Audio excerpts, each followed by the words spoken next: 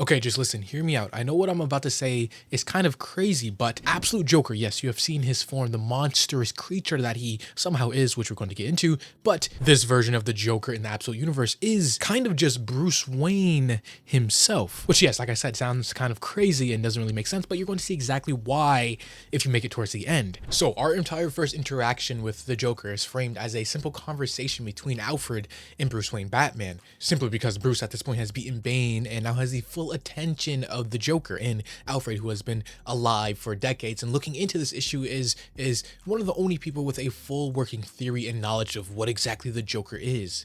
But even Alfred doesn't even fully know or comprehend what's going on, which makes it all the more interesting as he goes on to tell Bruce, "It's time, kid. I put it off for as long as I could, but I need to tell you about him." And of course, Bruce at this point knows nothing of the Joker or Jack Grimm, as we are going to know his name to be, and just thinks that, he's just another bad guy or psychopath, and there's nothing special within Gotham in his universe. But Alfred is giving him every file, every little detail he has ever found out or known or allegedly has come to be about this mysterious figure known as the Joker.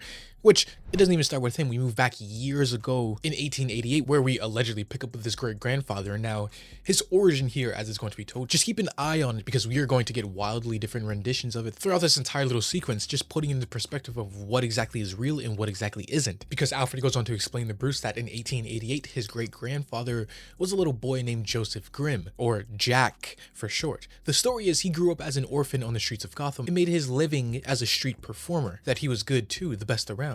Said you could hear the laughter from blocks away, though he himself has never as much chuckled. Of course, years later growing up, his reputation grew, and eventually he took the money he made from that and invested it into his own theater, under the name of Just Kidding, or JK. Yes, the same company that we have seen dozens of times throughout in the present day, so its origins lie all the way back here. But essentially, he decides to invest inside of the entertainment business, and of course being at the forefront and the beginning of it all definitely is very lucrative. But even to those around him, he was always just simply winning. His competition was fierce, sure, but Jack in the end always just somehow prevailed above everybody else. And by age 40, he had made a fortune and become a member of Gotham's finest at the top. And even with his mass fortune, in the history books anyway, it goes on to say that there are almost no photos of him, no interviews, and barely any records of him at all. In fact, the only real way we know he exists truly, it's because of the entertainment and theater shows he produced and the charity. And yes, while on paper Jack was a major philanthropist, that much is documented, he was especially devoted to children's cause, which logically might make sense because of his rough childhood of growing up as an orphan, with eventually him dying in 1938 and then being buried inside of the family's private funeral home. But his supposed lineage isn't just in there, of course. Jack's legacy lived on through his son, Jack Jr., who had taken over the family business inside of the 1920s and expanded it.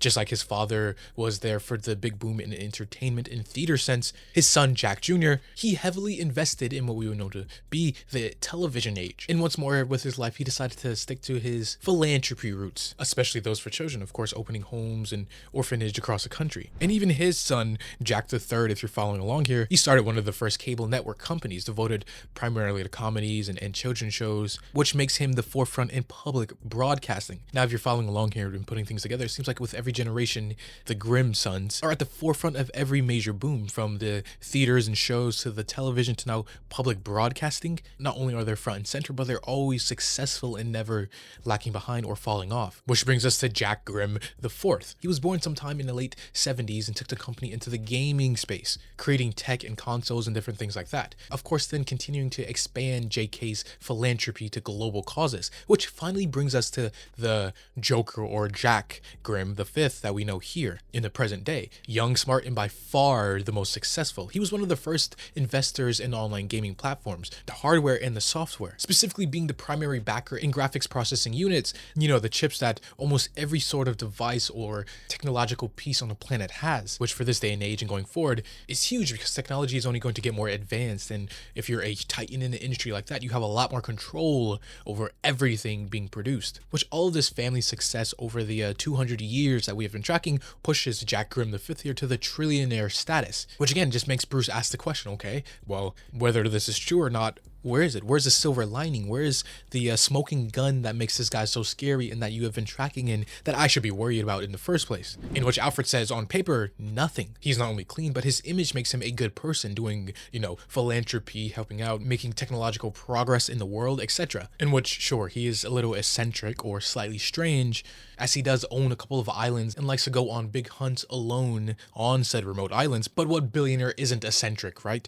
Of course, in the present, we see Jack here, the fifth, who, following along, is the latest incarnation, or supposedly so, of the Grimm bloodline. We see him here hunting some sort of mountain lion or big feline cat, and being able to just effortlessly overpower it and kill it. And even so, here, we get a couple of shots of his eyes throughout the entire comic, which obviously has to be done deliberately, as they have a crazy kind of glint to them, a very deep red, and almost insane, crazy, almost demonic look in them, which, knowing what his true form is, or evolved form, it's not hard to see why he looks a little crazy. But again, Bruce didn't come to Alfred to know about what the history books say and what the squeaky clean version of it all. Bruce came to Alfred for what he truly believed is the real story and what's happening. So from here, we decide to go back to the top, this time with the stories and piecemeal together truth of it all that Alfred dug up over the years and presented to his organization that he's working for. Yes, Jack Grimm, the first great-grandfather, him as a child being a clown, making people laugh in the street, he often performed outside of a dentist's office. And in the 1880s, they only just introduced nitrous oxide to dentistry, laughing gas. And so Alfred believes that he would sneak in and leak the gas into the alleyway, making the people forcibly laugh, sure, but also making them suggestible as nitrous does. So they would give the kid all of their money. The act was a trick, a sleight of hand. The same sleight of hand Alfred believes that he carried into his adulthood, because during his research, he found out the Grimm family played both sides in every sort of conflict or every sort of personal interest. For a century and a half, these men have invested in one endeavor and its opposite, even funding war efforts for the Nazis and allies,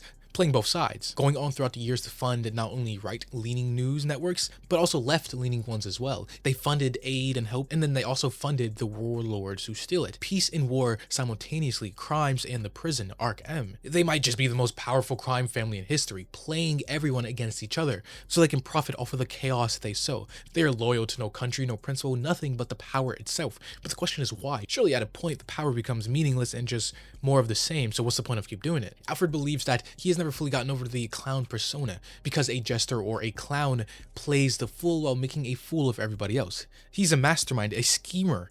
So even if you could have all the power and chaos on the world, the money, the riches, whatever, it's never going to be enough for someone like him. Which, yeah, in a vast universe like the DC universe, even in the absolute one here, if you're someone who absolutely craves power and that's your core being, then why even stop at Earth? We know due to the fact over in Absolute Wonder Woman, there's a whole magical side to the absolute universe, and even we see in Absolute Green Lantern, there's a whole space side and entire structure to there. So why would you ever stop and be content with power when there's a vast universe and deep well you can get into? But eventually on said island in the present, we see Jack hunting on his island like he has done many times before, We've seen him previously just kill the animal, yet here he has different plans as he meets a mysterious man who has been seemingly trapped on the island alone for nearly 30 years. This old man finally thinking he has found rescue help until he sees who it is and sees that it's Jack, the person who has put him here all those years ago, in which seeing this old man, Jack here, or the Joker, only has one simple word for him: run. He fully intends to hunt him down like he did the animal before. So yes, while everything on paper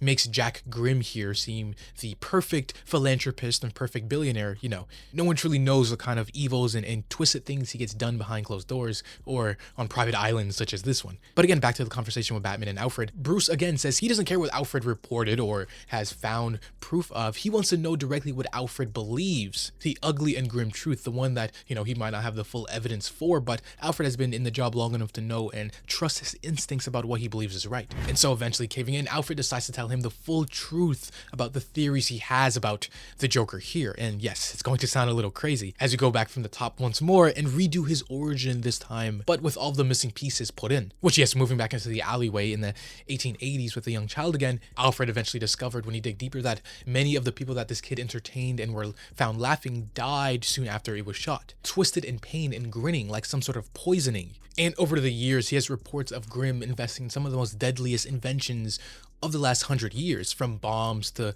bioweapons, viruses. And on each occasion, there's been records of them laughing. The men at the test sites, after just witnessing utter destruction and pure deadly chaos, they just simply break into laughter. Not even to mention that a lot of the people over the years who Grimm has encountered, Jack Grimm, they just seem to mysteriously have bad endings, you know, from jumping off of bridges, boats, vanishing, business rivals, politicians, reporters, all of them, whoever they may be, if they are in his way, they simply cease to be. In which Alfred believes that he captures these people and puts them on his many islands he has around the world so he can hunt them like animals. Which, of course, while this is happening, Alfred is explaining to Bruce everything he believes in. We see the hunt itself continuing on. Jack Grimm here giving the old man a head start as he slowly starts to almost deteriorate himself and change, shooting the old man in the foot to cripple him as he fully completes his transformation. Though in the conversation, Alfred goes on to theorize and believe that he uses children, which is a big reason why over the years each of the different Grimms have put a big emphasis on outreaching to children specifically, you know, orphanages, investing in children networks, etc. Because he has found some sort of way. Maybe using their cells or their life force or just draining their blood, but he's using it to make himself young, almost extend his life beyond normal natural limits and means, which kind of makes sense as the first time we even seen the Joker. He was just surrounded in a vast network of deformed, almost baby looking life forms, which usually for a villain, there's certain lines they don't cross, which can make them worse, of course. Anything dealing with children in that sense, harming them or whatever have you, is of course a line that almost seems irredeemable and a lot of villains stay shy from, though the Joker here, he is very openly predatory towards children, you know, and using his wealth for quote-unquote philanthropy, when in reality he needs their very life itself to keep himself going. In which even still, Bruce goes on to ask Alfred, okay, what do you think he is then? Who is he truly? Alfred Pennyworth simply says he is the clown. No, not a clown, but the clown. Because the clown's entire act is cruel mockery of us being humanity as a whole. Humanity as bumbling and stupid. The clown hates us. And I don't even know if being a clown or a jester is even fitting for this version of the Joker here. Like, even as he starts to complete his transformation inside of the present, his body just breaking it and remaking itself, growing rows of teeth, his eyes now a deep fiery red. He's more akin to like a demon or something than any sort of jester or clown in the traditional sense. But so far it seems like this entire Grimm family is just an evil line of, you know, billionaires and people who have stayed in power throughout the ages, which isn't anything new per se, and maybe not even that far-fetched to believe that there's some top 1% family out there who has his little fingers inside of every little facet on Earth and is evil and doing stuff like hunting people on islands. Yet there's just one thing that Alfred believes above all else, that in the first place there's not even a Grimm family at all. Alfred believes that there's only been one Jack. There's only been one the Joker throughout all of the years. The child all the way from the alleyway in the 1800s, even to now. Maybe it's some sort of infernal science or a dark pact. Alfred doesn't know, or maybe it's both. He knows how it sounds, but Alfred simply looks at him and knows he's something terrible. A nightmare thing that stalks the earth. No, he's not some man who never laughs, that some reports might have you believe, but simply saying he's just a beast that is always laughing at us. The one whose laughter we only hear when it's too late. So again, you ask, who is he? He's the Joker, as we see just him in his full monstrosity of a form. Like, such an interesting take on the absolute Joker here. And again, it's interesting because Alfred notes nothing of this form or what is he truly, because even being alive for almost 200 years, this is his most well-kept secret and most hidden. No one knows what this ability is, if this is his true form and the human side of him is some fake, I guess, alter ego, but whatever it is, it's going to bring absolute hell to Gotham and Batman's life in the future, as in the present here, he just goes on to continue to eat the old man on the island and put an end to that once and for all. But moving back over with Alfred and Bruce, we see that all of this is kind of a little too much for Batman, because sure, he's used to fighting giant threats, things of science, experimentations like Bane, Killer Croc, the party animals in Gotham. But you know, once he hears of a person living hundreds of years and using babies as fuel, as batteries, you know, then things kind of skew the line a little bit. Alfred, of course, thinking that he has drove Bruce away with his crazy little theories about who this Joker character might be. Because Bruce, in the end, he didn't sign up for any of this. He just wanted a fight, to punch back, to scream against the evils that Gotham has produced. But this, for Batman here in the last year alone, the world has cracked itself open to reveal its true face to him in all of its monsters. Because just the other night, Alfred has found Bruce watching some story about a woman in Gateway City who claims to be magic, some sort of god warrior from hell, of course referring to Absolute Wonder Woman, Woman, which makes sense. You know, Bruce keeping tabs on the other crazy things inside of the world and other cities, maybe even enlisting help, because believe me, for the Joker here, he's going to need all the help he can get. So Alfred even continues to talk to himself, thinking that, you know, he didn't just tell Bruce all of this because he needed him to know for his own sake. No, he told him because he just couldn't live with all this information deep down anymore, and how deep down Alfred believes himself to be a coward, scared that if true what all of this information means about one man who is almost the devil incarnate. But thankfully, just yesterday, he had some reports that put Grimm on one of his islands doing the hunting that we've seen previously. So whatever threat the Joker is here, it's one that's thousands of miles away from Gotham. Of course, Alfred not knowing that Jack Grimm is right here in Gotham, looking up, seeing Batman swing off in the flesh, which of course he takes direct interest in with that same little crazy glint inside of his eyes. Now, yes, all of this has been crazy, but my claim at the beginning how this Joker, this Jack Grimm, is basically just Bruce Wayne in a twisted, very mirror sense of way, it's going to be abundantly clear in the next few panels as Ethan hops inside of his car and drives off to his sprung mansion in Gotham. Of course, once he gets here, he's greeted by his own butler asking if he's hungry or if he needs anything, in which he says no, he's already ate. Case in point, earlier him eating the old man on the island, but he tells his butler that he has plans to make. So if you'll need him, he'll be inside of the cave as he opens like a little clock tower and walks down some mysterious little deep cave system. Yes, much like the Bat Cave in any traditional sense. Which, put the pieces together, think about it, this is his Wayne Manor, Grimm Manor, if you will, as he is Jack Grimm here. He's literally Bruce Wayne or Batman in a twisted sense because he is the same billionaire, or almost trillionaire, I guess, in this sense.